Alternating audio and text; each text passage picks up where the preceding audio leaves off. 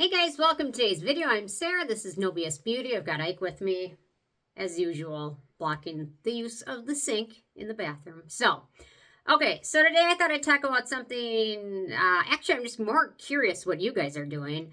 If you're changing anything in your routine right now due to cost, and or if there's anything in your routine you would never change due to cost, because costs of things are going up right now, as they kind of have been off and on. It's, the last few years have been a little bit rough, but I'm curious things you're doing to save money, or if there's anything you won't do. There's nothing you're willing to compromise on. So, and some people are just fine with keeping things the way they are. I know I have a little bit of a buying problem and a little bit of a hoarding problem maybe with skincare.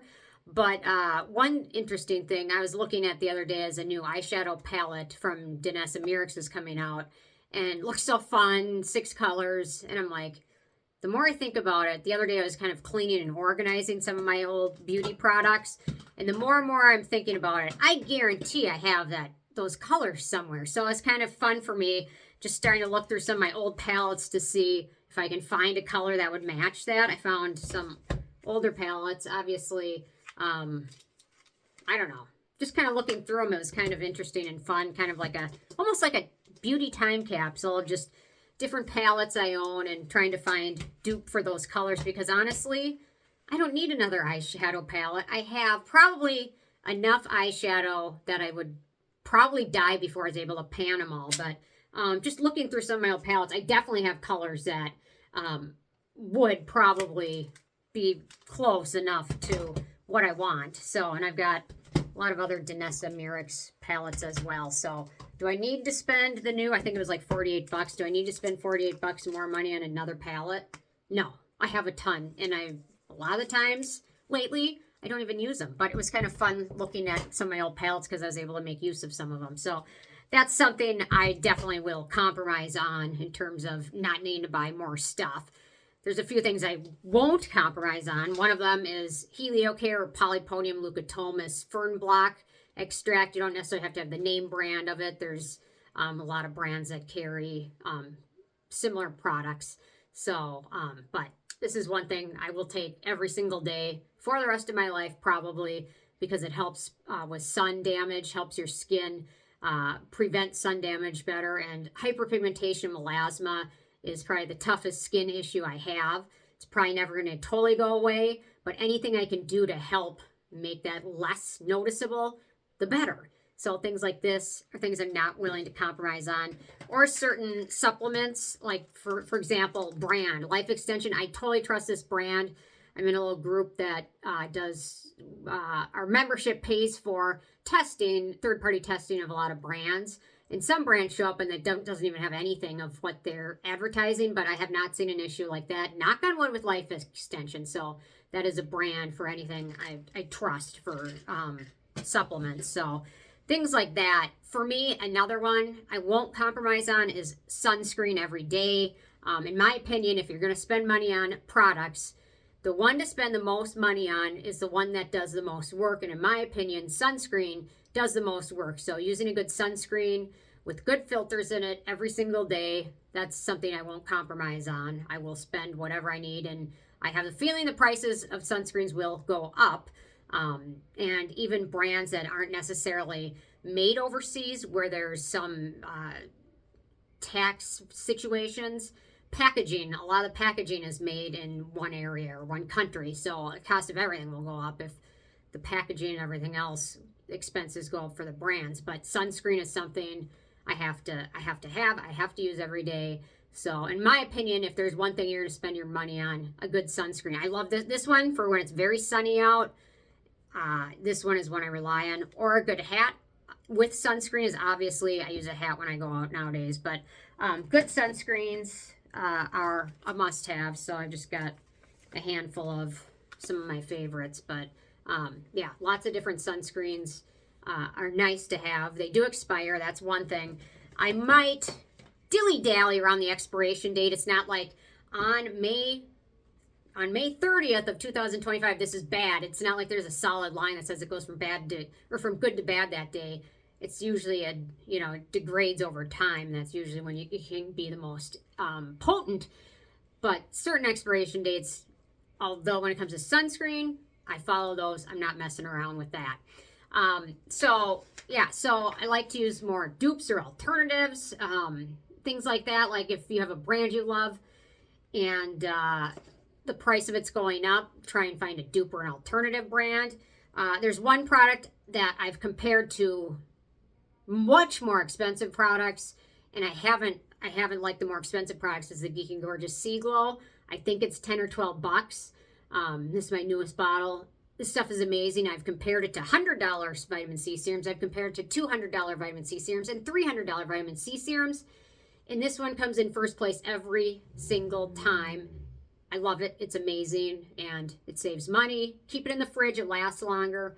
I love this stuff. So I feel lucky that I found something that is really affordable, and it's amazing. So another product, I love the SkinMedica TNS Advanced Serum.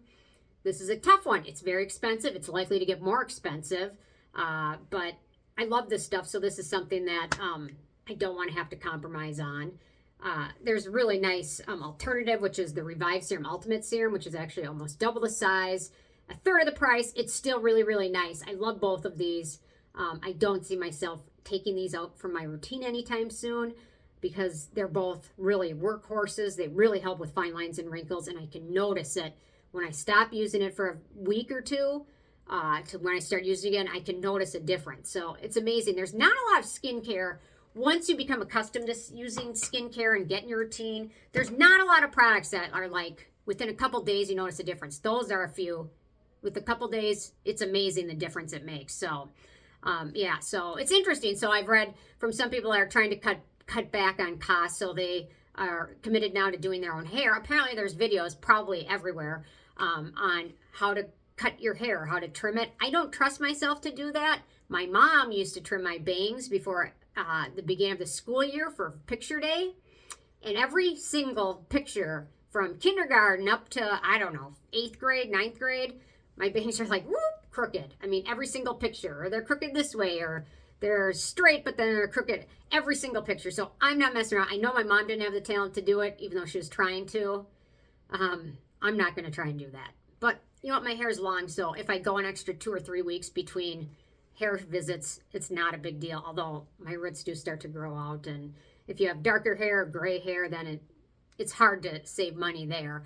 Unless I can't bleach my own hair. I wouldn't attempt to do that, but if I were coloring it darker, that might be something you could play around with, but that's something I'm not going to mess with. But obviously, depending on where you live, the price of getting your hair done can be very expensive. In the cities here in the Twin Cities, some people spend $300-400 on a haircut. I go to somebody out in the middle of nowhere who charges me a really nice price. I give her a very good tip because she's amazing, and she does it for a really affordable price, and I know I'm getting a deal, so I give her a little bit. Anyway, so that's something nice. One other tip, so I use the Latisse, I'll have to find, you got the bottle of it somewhere.